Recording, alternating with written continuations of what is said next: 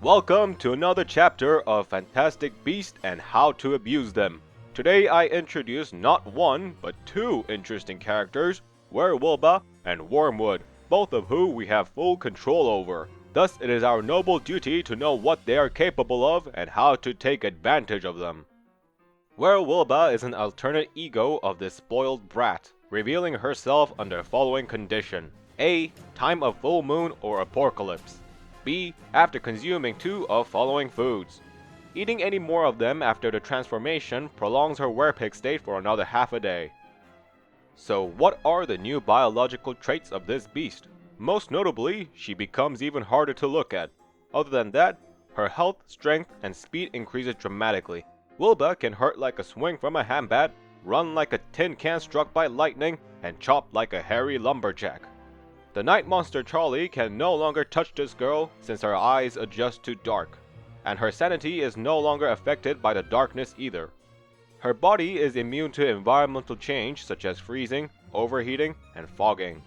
As long as her belly is content, any wounds heal over time. All these perks do make me almost tolerate this monstrosity, but she is not without limitations. Her hairy body refuses any clothing, armors, and backpack, and her claws prevent use of any handheld tools.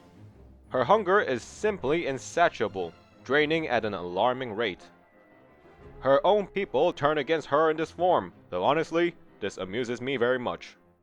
The silver necklace prevents her transformation, but suppressing her violent nature can cost a large amount of sanity.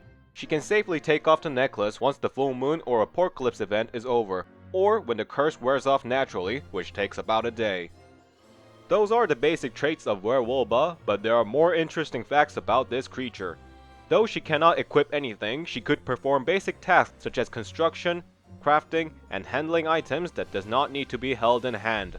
Yet she cannot interact with structures and cannot perform more intricate constructions such as building walls or placing floors.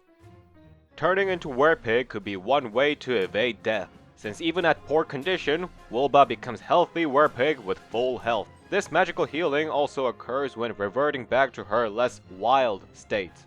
The curse can be avoided using boat. Were-Wilba cannot ride boats of any kind and is too afraid to come out if Wilba happens to be sailing upon arrival of full moon or apocalypse, or even after eating forbidden meals. This immunity persists even after she is back on land, but can be triggered by the moment of moonrise, sunrise, eating additional 2 monster foods, or by wearing and taking off necklace before the curse is lifted. Anyhow, it is possible to wait out the curse using this method. Moving on to Wormwood the Lonesome, since no one befriends a humanoid plant. Of course, Wormwood's traits are that of plant, which include going through blooming cycles during spring, monsoon, and lush season. Both his speed for movement and metabolism grow with flower on his body, blossoming and fading over the course of season. When in the bloom state, Wormwood will leave path of grass and flower, attracting bees if there are any nearby, attempting non-consensual pollination with Wormwood. Fire hazard. Not only is he nature-friendly, but also fire-friendly. Freeze hazard. Ice Flingomatic can freeze Wormwood, and I have no idea why. Inability to heal from food. A meal can affect his hunger and sanity, but not his health. This applies to food items that usually drain one's health, meaning harmful food such as monster meat or red cap are safe to eat besides their insanity effect. Ability to heal from excrement. Most items that could act as fertilizer heals Wormwood, and the bucket of poop can be used 5 times for this purpose. Not that effective, but could surely satisfy your questionable fetish.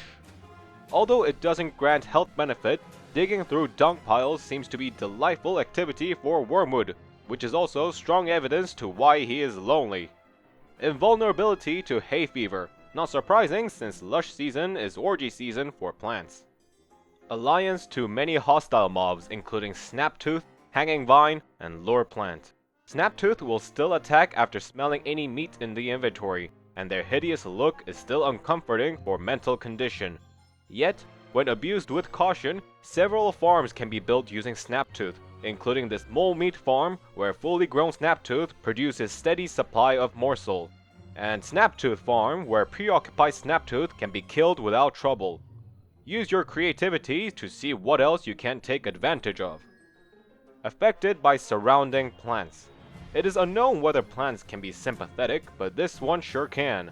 Sympathetic rhymes with pathetic, and this characteristic could become troublesome as any harm done to plant within 5 tiles negatively affect Wormwood's sanity.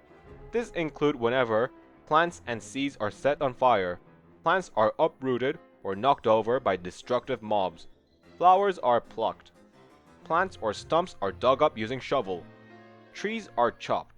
Therefore, if possible, manipulate heavy, mindless brutes into executing the dirty work. However, following plants are not included in his selective empathy, and you may do whatever with them without this racist feeling any remorse. The positive aspect to this characteristic is revealed through Wormwood's farming and gardening, since the activity rewards him with sanity boost. This way he could retrieve the sanity he lost, or even more depending on the plant. For example, digging up then planting spiky bush would be one way to gain sanity without any penalty at all.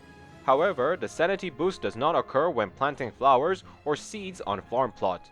Surprisingly, burying live butterflies does not excite him in any way. Speaking of planting, Wormwood can plant seeds without farm plots, although they require quite some time before harvesting. However, planting them within range of sprinkler can greatly reduce the growth time. A truly distinguishing ability of Wormwood lies in his green thumb, a crafting tab exclusive to this character. With right materials, he could craft Living Log at cost of his health, Poison Bomb, Wormwood's counterpart for anti-venom, Bramble Trap, effective against Swarm since it targets all mobs in vicinity. In fact, so effective that even its creator is not safe from the splash. Sure, Wormwood cannot trigger the trap, but once it is triggered by some gullible creature, best take one step back. Bramble Husk, a protective armor as effective as Grass Suit, but with 50% more durability. Once received damage, the armor shoots spikes in all directions, showing what is true payback. It also prevents damage from brambles and bramble trap without losing durability. However, this defense mechanism does not distinguish friend from foe, and anyone who is injured from this armor, including established allies, could quickly turn against you. Compost Scrap, a strong medicine, but you'll need to gather some resources in order to craft one.